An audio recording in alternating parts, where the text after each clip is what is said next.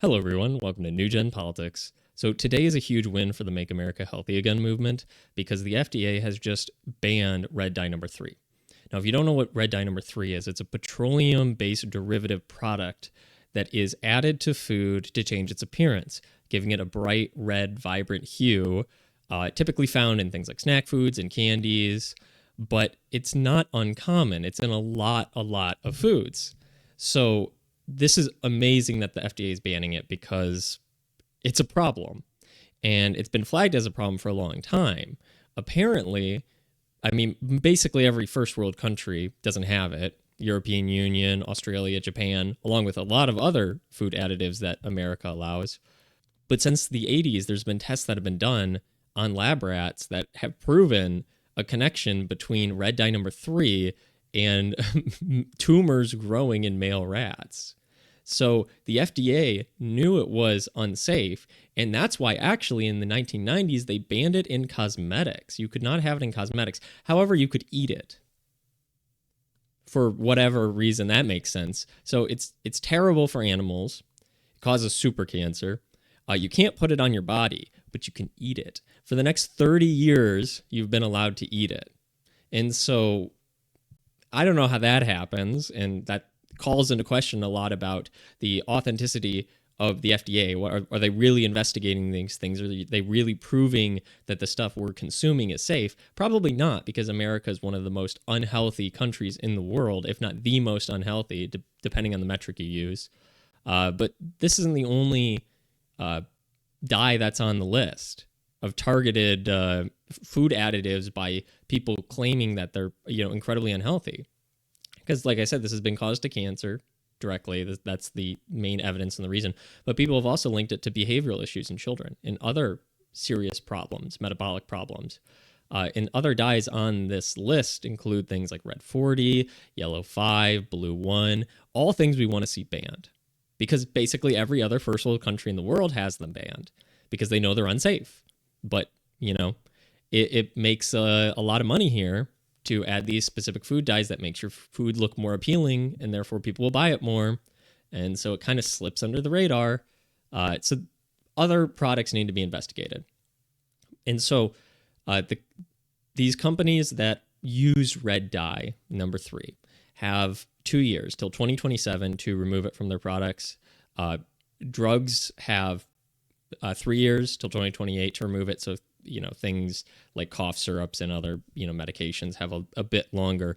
But the thing is, it's not going to take 2 years because all of these companies, they're major companies, right, that own the products you see every day. This is in the products you see every day, ice creams and candies and all this stuff. They sell those all over the world. And so all over the world, they have to comply by the regulations of not allowing it. So they already have the recipes. They already have the healthier alternatives. They just don't do it here because it doesn't make them as much money. So they're going to be forced to change, but they already have the plans to change. They saw this coming. They saw the writing on the wall.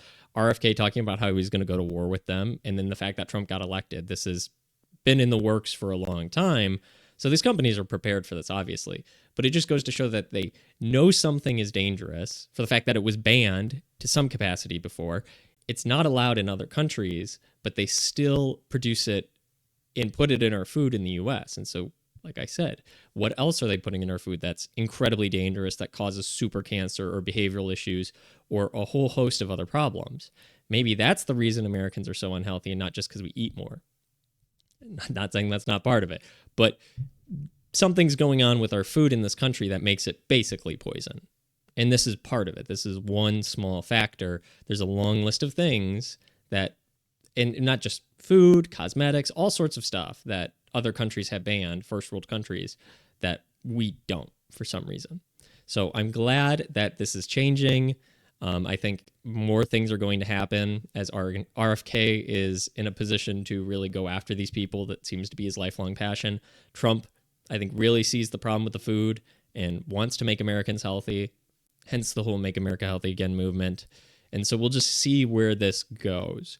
What we can accomplish. But I think companies will be a little scared. They're going to want to, get ahead of this because it'd be better to just revoke it from their products. And like I said, just use the the recipe you use for England or for Australia or for Japan or any of these countries that you already use those products in, use that recipe now, get ahead of the curve, self-regulate before you get hit with the hammer. And I think a lot of companies will start to do that because I think they see the writing on the wall and they're probably a little bit scared of how angry Trump is going to be when he finds out that maybe some of these companies knew how dangerous these products are.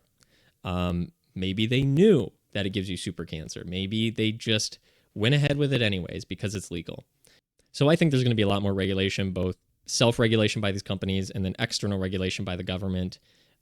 Trump working through RFK to really go after these and figure out what products are banned in basically every other first world country. That's the first thing you should look at, is just basically ban all those immediately. And then what else are we putting in our food that's just incredibly dangerous, causing things like behavioral issues, physical issues?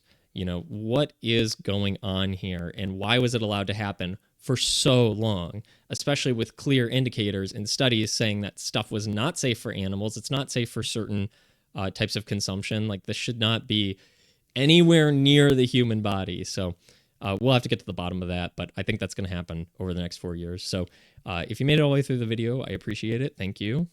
And if you like the content, like, share, subscribe. Let me know what you think down in the comments below. And thank you for watching.